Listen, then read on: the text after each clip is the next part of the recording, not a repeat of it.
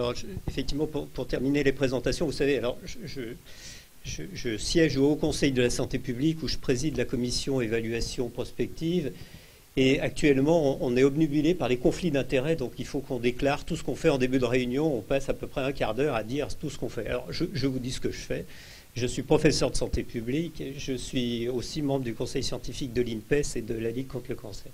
Voilà, comme ça, j'ai réglé mes conflits d'intérêts. Et je pense que Giovanna a conduit la voiture dans laquelle vous étiez, non? Voilà, et Giovanna a conduit la voiture dans laquelle je venais. Donc voilà. c'est des kilomètres gratuits.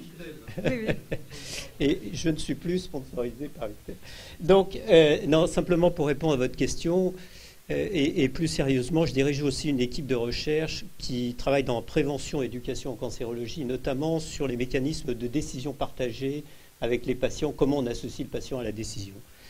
Et il y a une chose qui me semble, moi, assez évidente, c'est que le modèle dans lequel on fonctionnent les médecins, est en train de disparaître. Et qu'il y a un nouveau modèle qui est en train de naître et que je pense que les médecins n'en ont pas conscience.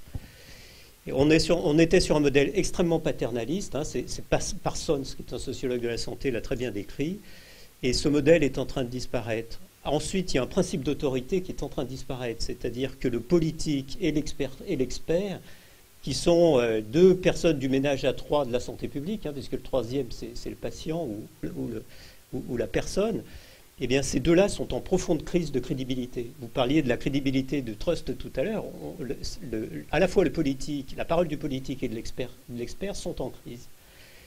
Il y a des tas d'exemples. Le dernier exemple, c'est la vaccination contre la grippe A. Je veux dire, ce qui s'est passé doit nous interpeller extrêmement profondément, y compris d'ailleurs le comportement des médecins, voire du Conseil de l'ordre dans cette histoire. Et donc, comme ce modèle disparaît, c'est un autre modèle qui apparaît, qui est un modèle où le patient doit prendre une place d'égal à égal. Et que plutôt que les médecins, le système de santé décident ce que le patient attend, on doit s'occuper des attentes des patients et répondre à leurs attentes. Et en cela, à mon avis, le système qui est de distribuer de l'information est un système qui a vécu.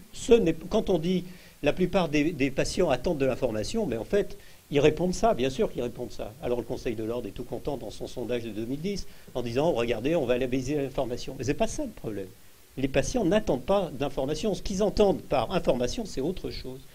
En fait, ils attendent de participer au processus de décision qui les concerne dans la pathologie qui est la leur. Et Cancer Contribution, c'est un essai parmi d'autres, mais c'est un essai de résoudre ce problème. C'est comment on associe le patient. Avec un autre problème, à mon avis, qui n'est pas résolu. Il y a un très bel article de France Légaré dans Medical Decision Making d'août, qui est comment on associe aussi les patients à l'élaboration des guides de pratique médicale. C'est-à-dire comment on les associe vraiment à ce processus d'élaboration. Et ça, on n'a pas encore trouvé tout à fait, même si on a des pistes, et c'est vraiment l'enjeu actuellement des médias sociaux. Deux derniers points, et vous m'excuserez d'avoir été un peu long, mais là aussi, qui doit interpeller en termes de santé publique, c'est que vous savez qu'il y a une vaccination contre un virus qui s'appelle HPV dans le cancer du col. Les Hollandais font comme les Français, c'est-à-dire ils ouvrent des grandes salles de réunion pour vacciner toutes les jeunes filles avec une convocation par la presse, etc. Taux de participation, 18%. Les Anglais organisent une discussion sur Facebook avec des cars qui vont dans les écoles et font faire la campagne de pub, de sensibilisation par les collégiens, les étudiants. Taux de participation en Angleterre, 80%. Alors ça interpelle. C'est-à-dire que le modèle top-down est en train de péricliter. Il faut le remplacer par un modèle bottom-up qui reste à construire. En fait, il a périclité avant même de le réaliser. Combien d'années, combien de milliers de publications scientifiques sur le pourcentage de non-adhérence au traitement? Alors ce que j'allais dire, mais je ne voulais pas être trop long, c'est que dernier point, vous savez, dans le dernier sondage dont on dispose, qui est celui du Conseil de l'ordre, on dit 71% des patients vont sur Internet, mais 90% croient ce que leur médecin leur dit.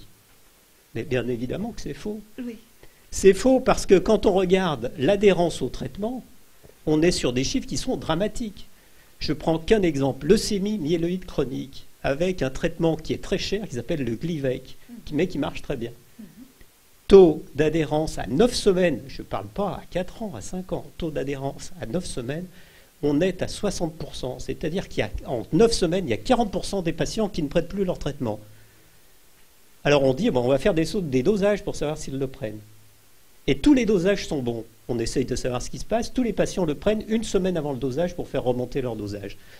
Alors ça aussi, ça interpelle. C'est-à-dire que l'injonction médicale ne marche plus avec le patient. N'a jamais marché. Il n'a jamais marché, mais on prend conscience du fait qu'il marche. Un traitement hormonal de prévention des rechutes du cancer du sein, dont on pense que vraiment c'est une maladie grave, qu'il faut éviter les rechutes. À 3 ans, vous avez 40% des femmes qui ont arrêté de prendre leur traitement.